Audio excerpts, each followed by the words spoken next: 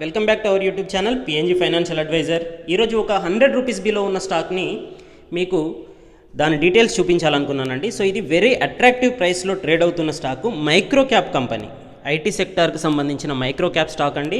ఇది high risk తీసుకుంటే high returns ఇవ్వగలిగే స్టాక్ అనమాట. లాస్ట్ 1 ఇయర్లో ఇది ప్రైస్ అప్రిషియేషన్ అనేది 42.62% పెరిగితే దీని యొక్క ఎర్నింగ్స్ అనేవి 14% పెరిగాయండి. సో ఇది పిక్ ఆఫ్ ద మంత్గా మనం చెప్పుకోవచ్చు. సో దీని యొక్క డీటెయిల్స్ అనేవి మనం చూద్దాం. దానికంటే ముందు do your own research before investment అండి. ఇది కేవలం ఇన్ఫర్మేషన్ పర్పస్కి మాత్రమే. దీని యొక్క క్వాలిటీ చూసుకుంటే చాలా బాగుంది, వాల్యుయేషన్ అనేది చాలా వెరీ అట్రాక్టివ్గా ఉంది, ఫైనాన్షియల్ ట్రెండ్ చూసుకున్నా కూడా పాజిటివ్గా ఉంది. ఈ డీటెయిల్స్ అన్నీ మీరు marketsmojo.comలో చూడవచ్చు. 1 ఇయర్ రిటర్న్స్ సెన్సెక్స్ అనేది -13% ఇస్తే సెక్టార్ అనేది -14% ఇచ్చింది. స్టాక్ అనేది చూసుకున్నట్టయితే మనకి 42.62% పాజిటివ్ రిటర్న్స్ ఇచ్చింది 1 ఇయర్లో. దీని యొక్క ప్రమోటర్ హోల్డింగ్ చూసుకున్నట్టయితే 75% వరకు ఉందండి. అలాగే రీటైల్ ఇన్వెస్టర్స్ దగ్గర 25% ఉందన్నమాట.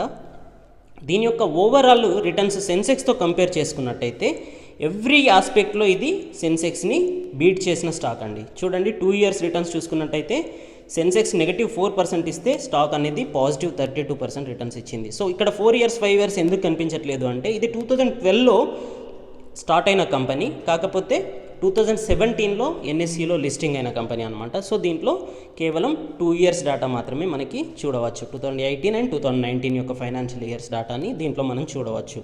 సో ఇది 1 మంత్లో చూసుకున్నట్టయితే 54.23% రిటర్న్స్ ఇచ్చింది. సెన్సెక్స్ చూసుకుంటే కేవలం 18% రిటర్న్స్ ఇచ్చింది. 3 మంత్లో 6 మంత్స్లో ఇయర్లో చూసుకున్నా కూడా ఓవరాల్గా సెన్సెక్స్ని బీట్ చేసిన స్టాక్ అండి. దీని యొక్క గ్రాఫ్ చూసినట్టయితే 65 రూపీస్ దగ్గర లోలో ఉన్న స్టాక్ వచ్చేసి లాస్ట్ 1 మంత్లో 33 రూపీస్ వరకు పెరిగిందండి. ప్రస్తుతం చూసుకున్నట్టయితే 98 రూపీస్ దగ్గర ట్రేడ్ అవుతుంది.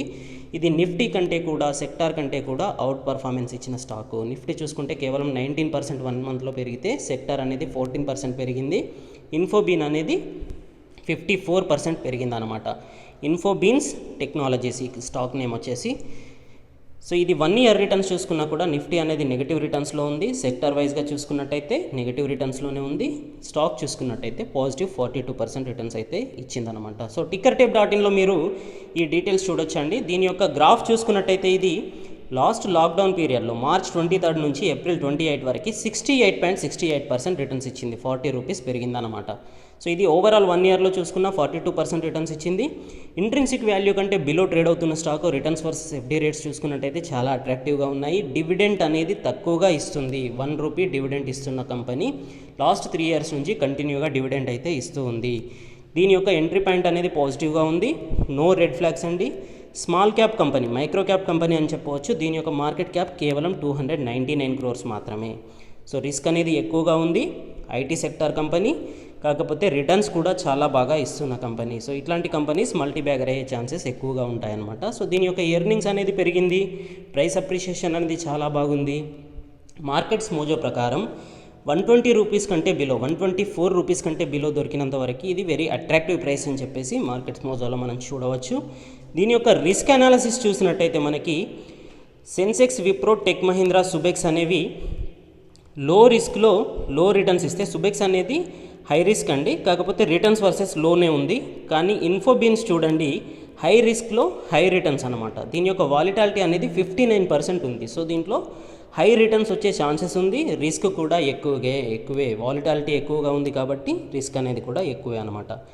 దీని యొక్క ఫండమెంటల్ డీటెయిల్స్ చూసుకున్నట్టయితే మనకి మార్కెట్ క్యాప్ మనం చూసాం 229 crores అనేది. డెట్ చూడండి 0.16 crores, అంటే ఆల్మోస్ట్ 16 lakh మాత్రమే డెట్ ఉన్న company. So det to profit ratio చూసుకుంటే 0.01 ఉంది. డెట్ టు ఈక్విటీ అనేది 0.0%, అంటే ఆల్మోస్ట్ జీరో డెట్ కంపెనీ అనమాట.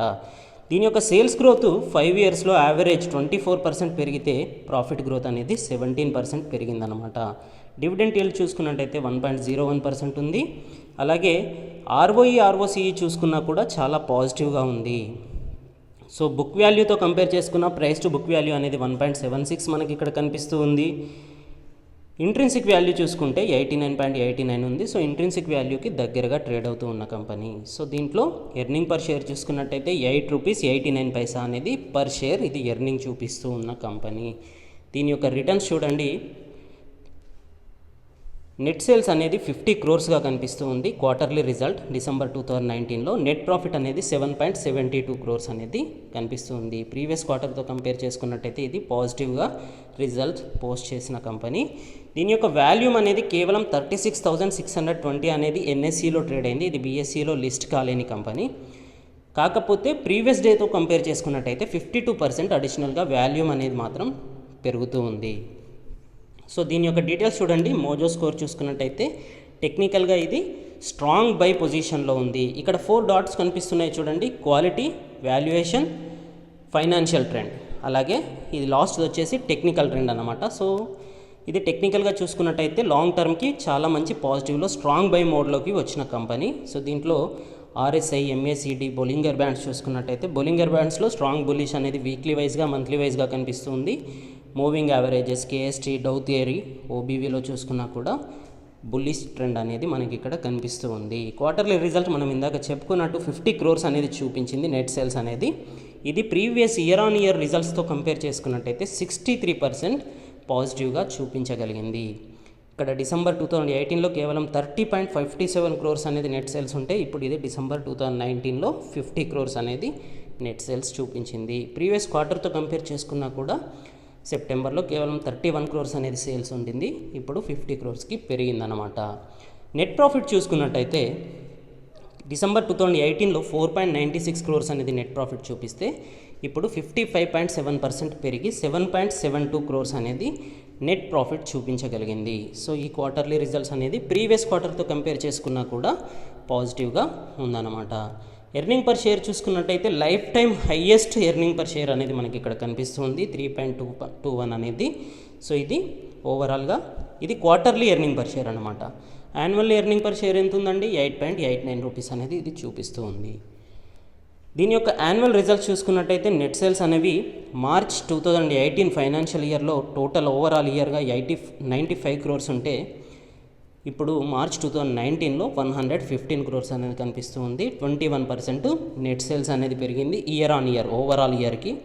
అలాగే ప్రాఫిట్ అనేది కూడా 16.73 క్రోర్స్ ప్రీవియస్ ఇయర్లో ఓవరాల్ ఇయర్కి చూపిస్తే ఈ ఇయర్లో 17.26 క్రోర్స్ అనేది చూపించింది. ఇది కూడా 3.17% పెరిగిందనమాట. కాకపోతే ఇక్కడ కన్సాలిడేటెడ్ నెట్ ప్రాఫిట్ అనేది రెడ్ యారో కనిపిస్తుంది చూడండి. Year on year growth in year ended March 2019 is 3.17% versus 25.88%. అంటే 2017తో కంపేర్ చేసుకుంటే 2018లో 25% కంటే ఎక్కువగా గ్రోత్ అనేది చూపించింది. కానీ ఇప్పుడు చూసుకున్నట్టయితే నెట్ ప్రాఫిట్లో గ్రోత్ అనేది తగ్గింది అని చూపిస్తుంది. కాకపోతే 3.17% అనేది కూడా ప్రీవియస్ ఇయర్తో కంపేర్ చేసుకున్నట్టయితే హైయెస్ట్ నెట్ ప్రాఫిట్ అన్నమాట. ఇక్కడ యాన్యువల్ రిజల్ట్ చూసుకున్నట్టయితే కంటిన్యూస్గా రెవెన్యూ అనేది పెరుగుతూ కనిపిస్తూ ఉంది 2012 నుంచి. అలాగే నెట్ ప్రాఫిట్ అనేది కూడా కంటిన్యూస్గా పెరుగుతూ కనిపిస్తూ ఉంది. అసెట్స్ చూసుకున్నా కూడా చాలా మంచి అక్యుములేషన్ అయితే మనకి ఇక్కడ కనిపిస్తూ ఉంది. దీంట్లో హైయెస్ట్ మనం లాస్ట్ చూడాల్సింది ఏంటి అంటే క్యాష్ ఫ్లో రిజల్ట్స్ అండి. క్యాష్ ఫ్లో రిజల్ట్స్ చూసుకున్నట్టయితే 2018లో కేవలం 8.73 క్రోర్స్ అనేది క్యాష్ ఫ్లో ఉండింది ఆపరేటింగ్ యాక్టివిటీస్ నుంచి వచ్చిన క్యాష్ అనేది. సో ఇక్కడ మనకి 2019లో 19.23% అనేది 23 క్రోర్స్ అనేది కనిపిస్తూ ఉంది. సో ఇది 120% పెరిగిందనమాట.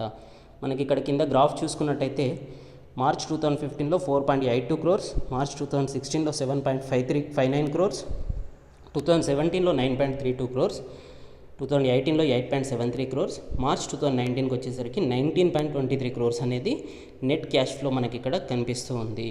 సో ఇది చాలా మంచి పాజిటివ్ ఇండికేషన్ అనమాట. సో దీని గురించి మీరు ఇంకా తరోగా రీసెర్చ్ చేసి ఇన్వెస్ట్ చేయాలనుకుంటే కనుక ఫర్దర్ ఫాల్స్లో ఇంకా మంచి కరెక్షన్స్లో దొరికితే అక్యుములేట్ చేసుకోండి. ప్రజెంట్ ఉన్న వాల్యుయేషన్స్లో కూడా ఇది అట్రాక్టివ్ ప్రైస్లో ట్రేడ్ అవుతూ ఉన్న కంపెనీ. సో ఇది రీసెంట్లీ లిస్టింగ్ అయిన కంపెనీ కాబట్టి చాలా మంచి గ్రోత్ అయితే ఉండే అవకాశాలు ఉన్నాయి. ఐటీ సెక్టార్లో ఇంకా ఫర్దర్గా గ్రోత్ కూడా కనిపించే ఛాన్సెస్ ఉంది. Okay my dear friends, thank you, good luck, జై హింద్.